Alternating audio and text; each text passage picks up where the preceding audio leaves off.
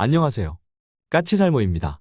오늘은 폴란드에서 일고 있는 흑표 전차의 방어력 부족 문제를 이야기해 볼까 해요. 아마 이 문제는 여러분도 들어본 적이 있을 겁니다.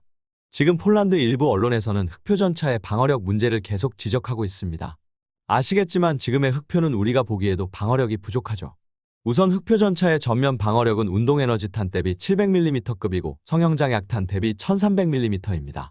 그래서 폴란드의 일부 언론에서 이야기하는 것처럼 전면 장갑이 러시아의 코넷 미사일에 뚫릴 정도는 아닙니다. 그에 반해서 측면은 반응 장갑을 장착하지 않은 상태에서는 400mm이고 반응 장갑 장착 시 400mm가 추가되어서 800mm가 됩니다. 당연히 이 정도 방어력은 폴란드가 상정하는 주요 위협을 방어하지 못합니다. 우선 정면은 러시아의 T-14 아르마타의 주력탄인 900mm급으로 알려진 탄을 방어하지 못하고요. 측면도 러시아의 대표적인 대전차 미사일인 코넷을 방어하지 못합니다. 그러니 방어력 우려가 나오는 건 너무 당연하고 그래서 이런 우려가 나오는 것도 이해는 합니다. 그래서 개발되는 게 K2PL이죠. 그런데 이 부분에 대해서도 지금 문제가 있습니다. 지금 우리는 폴란드와 K2PL을 어찌 만들지 협의 중이며 가장 폴란드와 의견 차이를 좁히지 못하는 부분이 방어력 문제입니다.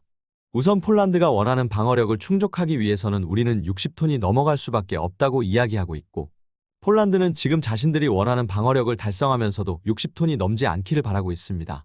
그런데 솔직히 말해서 저는 폴란드가 엄청나게 답답합니다. 폴란드가 이리 주장하는 건 자신들이 보유한 공병 장비의 허용하중이 60톤이기 때문이라고 해요. 그러나 상식적으로 허용하중이 60톤인 공병 장비도 60톤이 넘어도 통과가 가능합니다.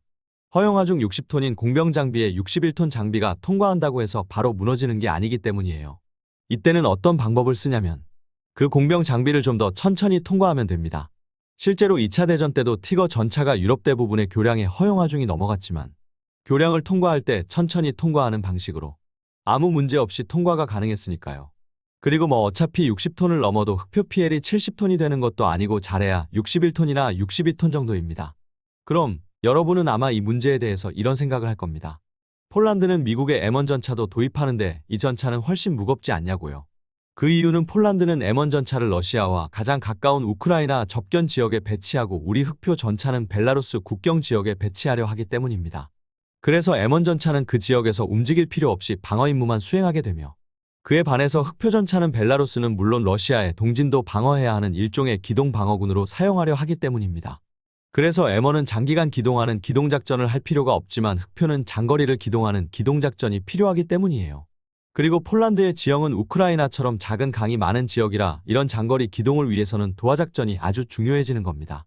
그래서 폴란드 입장에서는 흑표가 자신들의 도하 장비를 통과할 수 있는지 없는지가 중요한 거죠.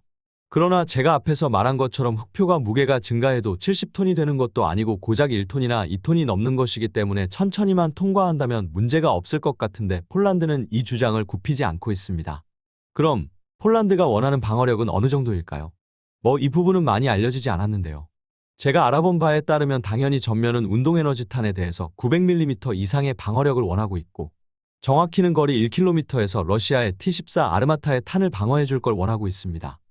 전면 방어 능력이야 이 정도를 원하는 건 당연하고 그걸 달성하기 위해서 K2PL은 전면을 지금의 형상이 아닌 쐐기 모양으로 바꿀 계획이죠. 그러나 이건 양국이 별다른 반대 의견이 없어 보이고요. 중요한 건 측면 방어력입니다. 폴란드의 측면 방어력의 요구가 좀 특이한데요. 관통력 1000mm가 넘는 코넷을 방어할 정도를 요구하지는 않는 것 같아요. 대략 측면은 복합장갑으로 성형자약탄 700mm의 방어력을 요구하고 있습니다. 여기서 저도 잘 모르는 점이 있는데요. 이 700mm에 우리가 가지고 있는 비활성 반응장갑을 추가하는 건지 아닌지를 모르겠습니다. 반응장갑을 추가하게 되면 측면 방어력은 1100mm에 달하게 됩니다. 그러나 저희 개인적 의견은 폴란드는 반응장갑을 원하지 않을 거라고 봐요. 우선 700mm만 되어도 여전히 러시아가 많이 운용하는 RPG나 AT4는 방어할 수 있고 폴란드는 능동방어 시스템을 기본으로 원하고 있기에 그 이상. 그러니까 코넷 같은 모델의 방어는 능동방어 시스템으로 하려 하지 않나 합니다. 그럼 제가 왜 이런 생각을 하고 있을까요? 문제는 반응장갑의 문제점 때문입니다. 기본적으로 반응장갑은 일종의 화약입니다. 그래서 습도나 온도가 높은 외부에 오래 노출되면 수명이 대폭 줄어듭니다. 그래서 우리나라도 평소에는 반응장갑을 달지 않고 탄약고에 보관하고 있죠. 그 밖에도 비활성 반응장갑이라고 해도 적의 집중 공격은 막지 못하고 잘해야 3에서 4발 정도의 미사일을 막는 게 한계라는 단점과 방어력의 기복이 너무 심하다는 단점도 있죠. 한마디로 반응장갑이라는 물건은 운용상에 너무 많은 어려운 점이 존재합니다. 그래서 폴란드는 채택하지 않은 게 아닌가 하는 생각을 해봅니다. 그러면 많은 분들은 MMC 장갑 같은 발전된 장갑을 적용하면 어떠냐 할 수 있을 거예요. 우선은 우리는 MMC 장갑을 개발은 했지만 아직 양산에는 들어가지 못했고, 적용한다고 해도 MMC 장갑의 가격이 비싸기 때문에 K2PL의 가격이 대폭 올라가게 될 겁니다. 1,000대에 가까운 흑표를 도입해야 하는 폴란드 입장에서는 부담이 갈 수밖에는 없습니다. 그래서 지금 우리와 폴란드는 이 부분에 대해서 접점을 전혀 찾지 못하고 서로의 주장만을 하는 상태입니다. 그러나 결론은 폴란드는 구매자이고 우리가 판매자이기에 이 문제의 해결 방법은 우리가 찾아야 하지 않나 하는 생각이 드네요.